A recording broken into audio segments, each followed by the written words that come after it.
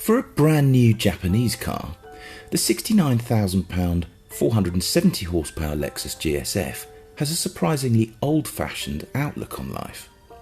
Beneath its dramatically styled new bonnet, it features a traditional old thumper of a 5-litre V8 engine.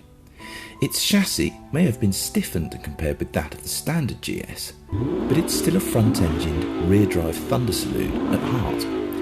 And it still mauls the scales at 1,865 kilograms before so much as any of its 4 seats have been occupied.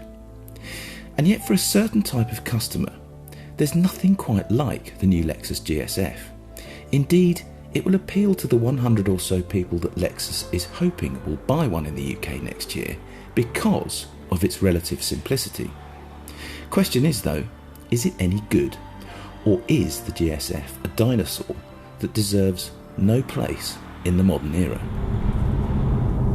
So the key question then is, does the GSF deliver on the road, even though it doesn't have quite as much going for it on paper as its rivals from BMW and Mercedes et al? Well, in light of the RCF, which was the car's smaller cousin, you do kind of fear slightly for the GSF because it's fundamentally got the same 5-litre V8 engine under the bonnet, and so you kind of think, is this thing going to really struggle against an M5, etc.? But actually, I think the GSF drives quite a bit nicer than the RCF. There's a whole bunch of reasons why. Number one is that the chassis is quite different from the RCF's.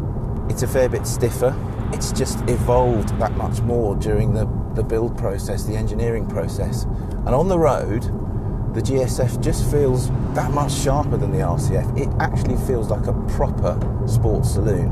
Lexus say 80% sports saloon, 20% luxury saloon. And for once, I think they're about right with that claim.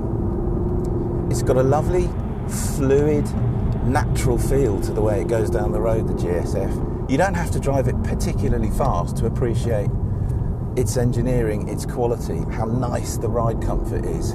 But if you flick it across into drive, dial up the drive program into either sport, well, you can go from eco to normal to sport plus.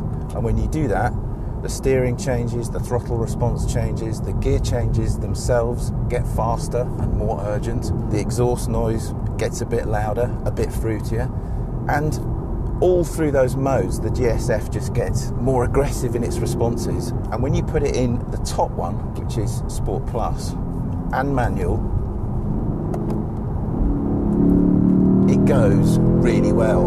And it makes some absolutely delicious noises. Let's be honest though, no way is the GSF anywhere near as quick as an M5 or even an M3, I don't think. But it kind of doesn't matter because it has this lovely old-fashioned feel to it in the way it goes down the road, in the way it sounds. No turbochargers or anything like that, so lovely response to the throttle. Although you do have to rev it quite hard to get it to go properly. For a 5-litre V8, it's got a slightly weird lack of torque. So what you have to do is get it revving above 5,000 and really mash the pedal to the carpet. But if you do that, the rewards are rich.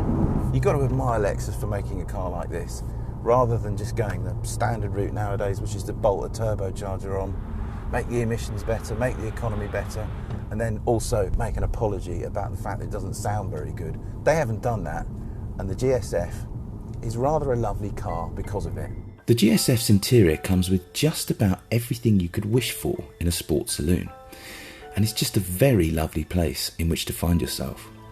But its crowning glory is its new instrument display, which can be switched between 4 different designs to reflect which driving mode you've selected: Eco, Normal, Sport or Sport Plus. The gearbox in the GSF is an 8-speed auto. It's not a dual clutch, it's a standard torque converter auto. But it's got very crisp software in it, and if you put it in its most aggressive mode, it almost feels like a dual clutch. The upshifts and the downshifts are pretty much bang on it. It's a good gearbox.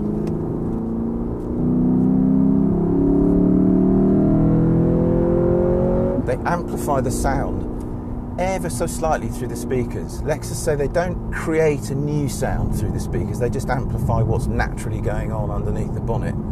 But what they manage to do is just filter away a bit of the stuff that you don't want, a bit of the thrash that you don't want, so that you just get this lovely, pure sounding V8 noise, which right up at the red line does sound rather lovely, you have to admit. There just aren't many cars that sound like that nowadays. No M3, no M5 sounds like that today. The GSF might not be at the cutting edge when it comes to emissions, economy or even performance, but its old-fashioned personality all but makes up for whatever deficiencies it may suffer from on paper.